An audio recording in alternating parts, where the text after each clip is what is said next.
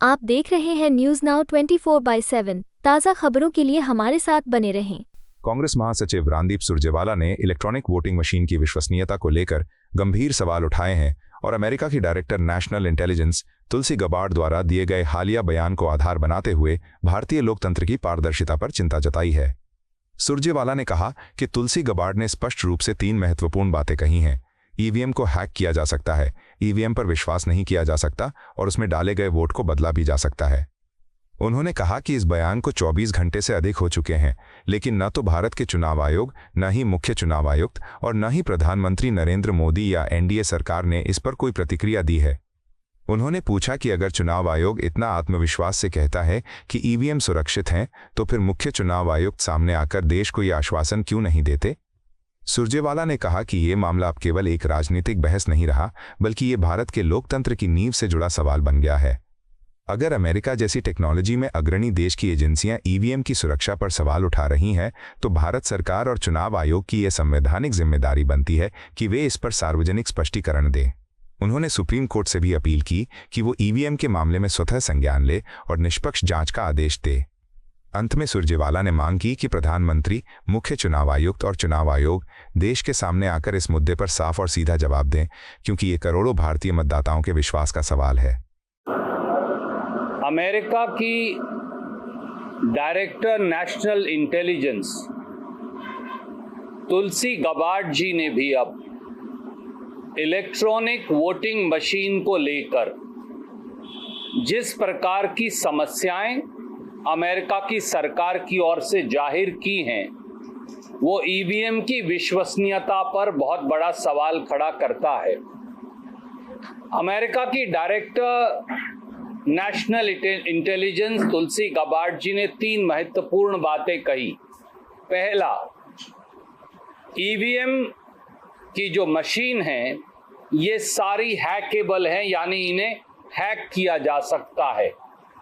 दूसरा, EVM machines पर विश्वास नहीं किया जा सकता, ये उनकी रिसर्च ने और उनकी एजेंसीज ने अमेरिका की पाया है। और तीसरा, ईवीएम में डाला गया वोट कभी भी बदला जा सकता है बजाय उसके जिसके हक में दिया गया हो। हमारा ये कहना है कि ये तथ्य तुलसी गबार्ड जी द्वारा सार्वजनिक पटल पर रखे जाने के बावजूद अब 24 घंटे से ज्यादा बीत गए। इलेक्शन कमीशन ऑफ इंडिया और चीफ इलेक्शन कमिश्नर चुप क्यों है? दूसरा सवाल है, प्रधानमंत्री मोदी जी, एनडीए की सरकार और बीजेपी पूरी तरह से चुप्पी क्यों साधे है? तीसरा सवाल है, सोर्सेस के द्वारा इलेक्शन कमीशन प्लांट करके ये कह रहा है कि ईवीएम बिल्कुल ठीक है, सामने आकर सीईसी ये बात क्यों नहीं कहते? चौथा सवाल, अगर ऐसा संशय वो भी अमेरिका की सरकार द्वारा जांच के बाद बिल्कुल सीधे सीधे साक्ष्यों के आधार पर ईवीएम की विश्वसनीयता को लेकर प्रस्तुत किया गया है, तो क्या भारत सरकार की और इलेक्शन कमीशन ऑफ इंडिया की जिम्मेवारी नहीं कि वो सारे साक्ष्य और तथ्य, वो सारे सबूत और जांच जो अमेरिका की सरकार ने जुटाए हैं, उन सबको वो इकट्ठा करते और हमारी ईवीएम से उन सारे साक्ष्य की जांच करते और फिर किसी निष्कर्ष पर पहुंचते कि हमारी ईवीएम गलत है या ठीक। और पांचवी बात, अब ईवीएम का मामला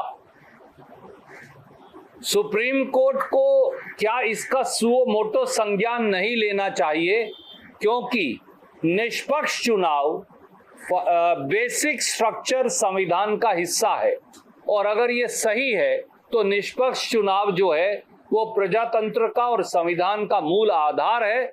और अगर वहां कुछ गड़बड़ है या वहां कुछ संशय है तो पूरी चुनावी प्रक्रिया और प्रजातंत्र की जो हमारी पवित्र गंगा जमुनी धारा है उसी पर सवाल खड़ा होता है।